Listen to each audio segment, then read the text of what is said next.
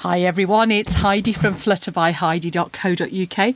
I'm Heidi Smith, I'm an independent Stampin' Up demonstrator based in the United Kingdom. And today I'm playing with a lovely new stamp set called Bottled Happiness. It is a super stamp set with these couple of bottles and these beautiful floral images. Photopolymer, so those actually layer together. And some super little sort of messages, say it looks like a bottle of wine, and it does actually come with a punch to punch out this bottle. But this was my early access item, and their punch wasn't available yet, so I'm desperately waiting for that to come into stock. But then I'm pairing it with something that is actually in the current Jan to June catalogue. It's the lovely New Horizons DSP. So this is super if you like sentiments, but it's got some lovely background effects as well. Sorry, sentiments, scene making, because obviously it looks like scenes, and you can see here all of those kind of, the background is done for you, but just the patterns on their own are just absolutely stunning. And you know, on the reverse you've got these gorgeous salt effects, lovely watercolour on the front, really useful for all sorts of projects, not just scene building. And in fact, scene building is something that I don't think I've got a single scene building set, funnily enough. So yeah, it's strange really, isn't it? So things that you suddenly realise you haven't got. But I couldn't even be tempted to buy a scene building set just to go with the paper because it's so pretty. Anyway, the colours in there, you know, too many to go through right now, but they are absolutely beautiful. And the card I thought I'd make is this Fanfare Fold.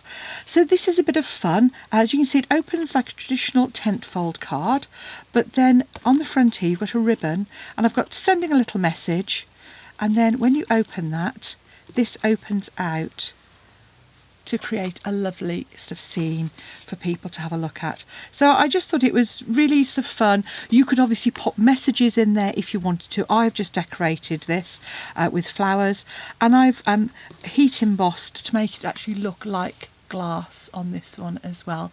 So I'll show you how to do that. And I just went for sort of, I say fresh freesia and rich raspberry, a little bit different there, just because I you know, it's nice to mix up the colours a little bit sometimes, and I do love fresh freesia, and well, I'm a purples girl, so yeah, this called to me. Anyway, that's the card I'm going to make, so I thought let's get started. Okay, obviously you need your heat embossing stuff as well, and where are we? Okay, so first of all, you're going to need a standard card. So whatever size your standard card is, this will work. This is 29 by 10.5, scored at 14.5. I always trim mine down slightly because I like to have round numbers rather than the smaller millimetres. Personal choice. To go inside that, you're going to need a piece that's 14 by 10 of basic white, and we're going to stamp that in a moment. And then you're going to need a piece of, in this instance, I've gone for polished pink to go on the front, and that again is 14 by 10. And what I'm going to do with that, first of all, is actually gut that, which means I'm going to line it up at 1.5. And I'm going to cut from about 1.5 centimetres from the top to about the same from the bottom. And I'm going to do that all the way around. Because I'm adding quite a few layers onto the front, and I've got card, yeah, this is just taking a bit of bulk out of the card, and obviously gives you some card to play with for your layers as well. So it just makes a frame to go on the front. You're then going to choose some DSP, and I've gone for this one, and I'm going to cut it at 9.5 centimetres and down to 13.5, and I'm cutting the darker colour off the bottom there because I'm trying to keep the kind of lighter pinks to go on the front there. Then we're going to need some more panels for our stamping as well. So I'm going to do those first. So what I've actually created on as usual, I've done my template, and this just gives me an idea of the measurements, and then I adapt it then depending on what I'm creating. But you're going to need one panel that is 7.5 centimetres wide by 9 in height. You're going to need another panel that is 9 high by 5.5 centimetres. You're going to need another piece for the front, which is actually 8.5 by 3, but I'm actually going to cut it to 3.5, and I'll explain why in a moment. So that's So these were my pieces for stamping. So I'm then going to want a layer. This is where this piece comes in, and I'm going to want some of the DSP as well. So this actually leaves a piece that is about 5.7. So I'm going to trim this down to 9 centimetres as well, and trim it down to 5.5, because that's going to be one of my layers for my panels. That's the same size as that one. I'm then going to use my polished pink, my offcut, and this is going to be 9 by 3.5.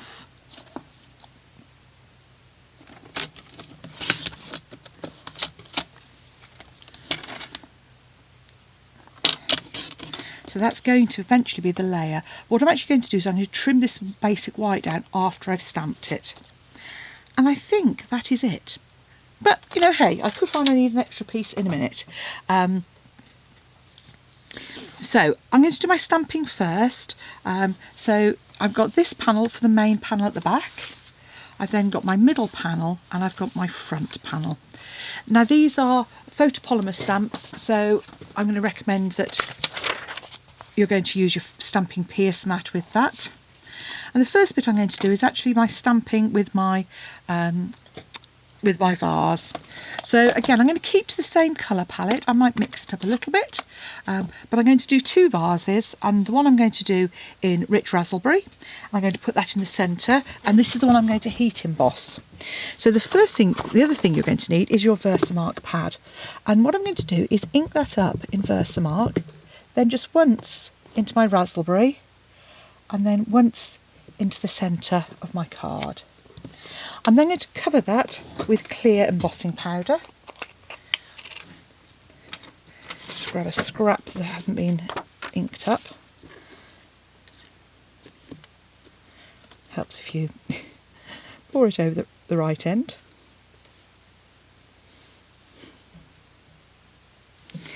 Helps if you actually emboss the image that you've stamped. I'm just kind of going, why isn't this working? Well, that would be because I'm not actually... oh dear, one of those days. That might be a bit of an edit. You might not see this, but on the other hand, you probably will. There we go. So, tidy up my embossing pad. I do tend to put my lid on as I go through, because I have been known to maybe knock it over on camera a long time ago. So I'm just going to now heat emboss that from beneath.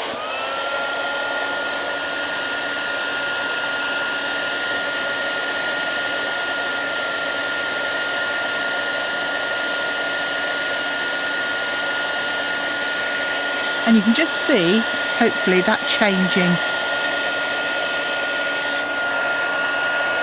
And you just wait till it changes, and then just a second or 2 more. Now you can add an extra layer onto that if you wanted to, while it was warm, by just adding some more, but I don't think it's necessary in this instance. So now that I've got my image, I'm going to go in with my flowers. And there's 2 stamps here. One has got the flowers on and one has got the leaves on. So I'm using the flower one. And I'm just looking at that, and yeah. Okay, I'm stamping, first of all, in Blushing Bride. It would help if I made sure that light was there. That might be a bit better. Then I'm going to come in with my sponge dauber. I'm just going to add a bit of colour to those kind of spiky flowers. They almost look a little bit like buddleias. And then I'm going to add that straight over the top of my vase, like so. And already we've got sort of 2-tone flowers there. Now I'm going to do my leaves, and you can choose to do the leaves in whatever colour you like. I'm actually going to use a bit of old olive. Garden green's in the colour, but I felt that was a little bit too strong. So I'm using old olive, but I am still stamping off because it does both the leaves and the flowers. And my hint for lining this up is to actually line up a couple of flower centres. There we go. So that's not bad, actually. And it doesn't have to be absolutely precise, but you could either line up these little leaves, but I sort of did these little flower centres there. And that's your first image. You can pop that to one side. So my next image now that I've decided to not try and heat emboss a plain piece of card, you know, as you do, first thing I need to do is obviously clean this off because it has now gone into my rich raspberry. So what I don't want to do is add rich raspberry to my Versamark, even though it is a kind of an old one. Now I do tend to keep an older pad for exactly this purpose, one that I'm going to use when I'm doing coloured embossing, because inevitably, no matter how careful you are, you will get a tiny transfer of ink, particularly with the reds as well. So make sure that's dry. Okay, so plenty of Versamark. I'm going to do this one in my polished pink. And this time I'm actually just going to come off to the side slightly. So there we go, like half a vase. Again, now that I've actually stamped it, we can heat emboss that. And again, I'm just using my clear heat embossing powder. I say it's not so important to use an embossing buddy or similar when you're using clear, because obviously it's not going to show up on your cardstock. So again, just heat emboss, heat that up with your gun.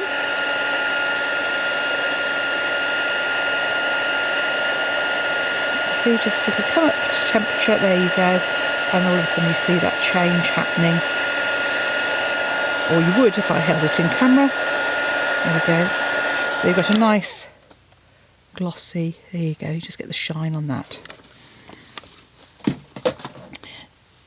So I'll pop my Versamark away, and now we can do our second lot of flowers. So these ones I actually did in pinks and purples. So again, I just need to quickly clean my stamp off. Use your chamois for in-between cleaning, that's absolutely fine. I tend to use my stamp and scrub at the end of a session. These days I don't really use baby wipes for two reasons. One, because they tend to leave fibres behind, and also because it's obviously not particularly good for the environment, is it? So I'm just going to do these flowers again in pink, but what I'm actually going to do this time, actually just a change, I'm going to just angle those slightly more and just stamp, there we go, in my Blushing Bride. And then because it's a light colour, I'm not so worried about the sort of contamination. I'm just going to come in, not going to come in at all, I'm going to come in with my leaf stamp and centres. And as I said, just have a look, whatever works for you, but you'll see some sort of apertures there. There we go, and just not such a good lineup on that one. It's much easier when you're standing over the top of it to see what's happening with those. But I would always recommend that you clean off any photopolymer stamps fairly quickly, particularly if you've been using pinks. They will stain, it doesn't stop them working, but it just isn't as pleasant to look at. So that's my second panel. And then my final little panel, this is the one I said I'd cut at 3.5, and then I'm going to trim it down afterwards. So again, I'm going to come in with my Blushing Bride, and I'm going to stamp this kind of stem pretty much in the centre, to start off with, and just coming down on each side. Then I'm going to stamp my sentiment in polished pink to kind of go with the layers. So on the other one I stamped it in rich raspberry. This instance I'm doing it in polished pink. And I'm just going to centre that.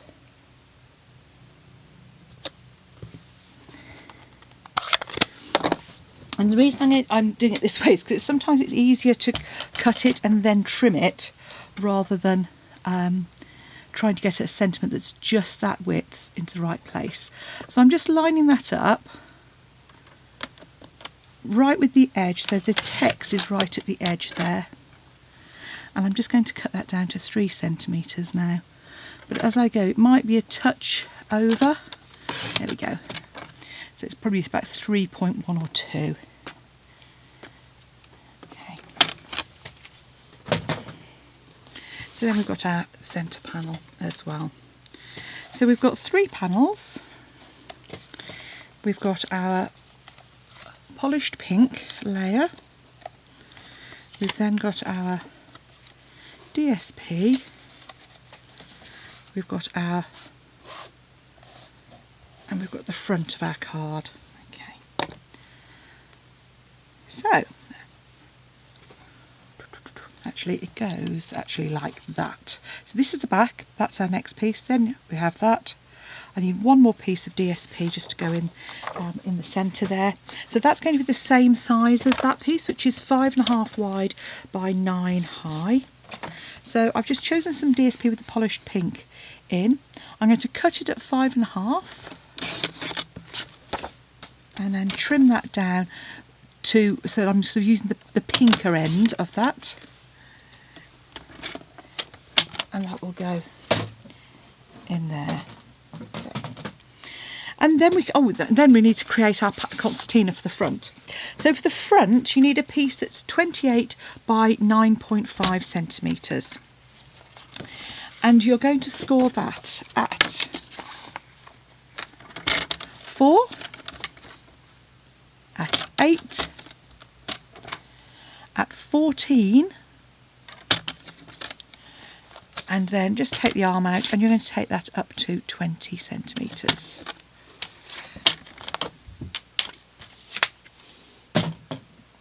Oh, I've forgotten to do one bit of stamping, so I need to stamp the inner panel. We'll do that in a moment. And then you're going to concertina fold, but to start off with, you're just going to score in the direction of each of those score lines. So that's where the dip is, you fold away from the dip. And that's because you've stretched your card fibres already, so it will fold without cracking. And once you've done that, you can then concertina fold to create that panel on the front and those layers. So there we have it. So now we can add our panels, and I'm just going to want some seal for this bit. So this stamp set isn't available until, oh, and I've cut that, and I haven't cut that to width. So I was looking at that. There we go. I did say to 9.5 centimetres, so that would help. There we go, 9.5 centimetres. There we go. And now we'll find that, oh look, our layers do work. So there's our first layer on that back panel.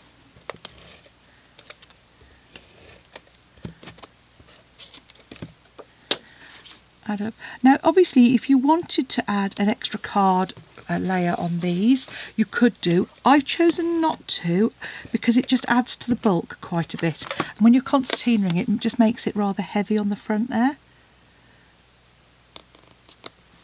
But there we go, so that's going to add a concertina. Oh, I didn't need my second piece, it was a narrower piece I needed. There we go.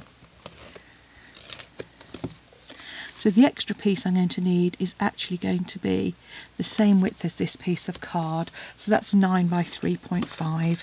So it's easy enough for me to just go in and trim that down.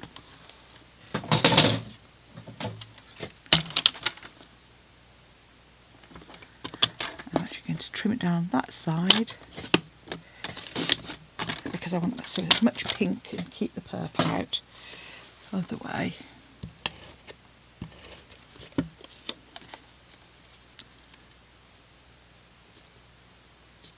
Like so. So that's now going to concertina up. And so what you need to do is turn it over and just mark on the back about halfway up. So around about 7.5 centimetres. Around about 4.7 centimetres. It doesn't have to be precise, but just a mark so that you can add some Seal Plus across there. And all I'm going to do is then just take about 18 inches of ribbon, so about 45 centimetres. Just trim that off. And with that about in half, just... Okay, let's try that. That's better. Just because depending on where you want your bow to be, I find it easier to do a surgeon's knot, so just take it over an extra time, because that'll just hold it a little bit tighter. Don't pull it too tight because you don't want to buckle your card or add a crease, but just pop that through and then hold your bows at the top and pull your tails down a bit and just ease that into shape like so. And then you can again trim that off with whatever length you want. I'm going to use my Seal Plus on the back there. And Seal Plus is, you know, is strong enough to add ribbon with. In fact, as you can see, it's so tough that if you're not careful, you can take a layer of card off with it. And I'm just adding a little bit either side of that ribbon as well, just to make sure. My layers for my DSP and card, just going to add that on the side. And as I said, you know, this is available from beginning of May. Can't believe it's coming around. Can't believe we're nearly in May. And that'll be available in the new catalogue, but as a bundle with 10% off when you get the punch, which is fantastic. You know, the 10% off, you know, it only happens when a bundle is first released. So that's why you see that once they carry over into a catalogue, you don't get that extra little perk. I'm going to stamp my leaf spray image just in the corner there.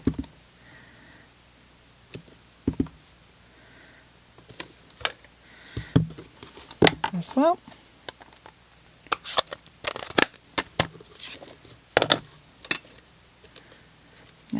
Just want my seal. So again, just a reminder, seal when you're just doing flat layers, plenty strong enough, or Tombow. But if you're doing 3D items or sort of heavier items, then you're going to want the Seal Plus. And then that layer is just going to fit in there. So, and all that remains is for me to take that panel and add that to the front of my card, and I'm just sort of centering that side in the side and top and bottom. And what I might do is add an extra bottle once I get my punch on the side there. But there you have a pretty pair of fan fold cards for you to send a message to someone you love, or a friend, or someone who needs a little note. So thanks for watching. Do come back and see me again soon, and if you'd like to purchase any of these products, just pop along to my blog at flutterbyheidi.co.uk. You'll find the links there. Alternatively, if you click on the description bar, if you're on YouTube, you'll find the links to all the products, and the measurements are down there as well, and I will put those on I'll work them out in inches as well for those of you that use imperial measurements. So thanks for watching. Come back soon, and please hit that subscribe button. Bye now.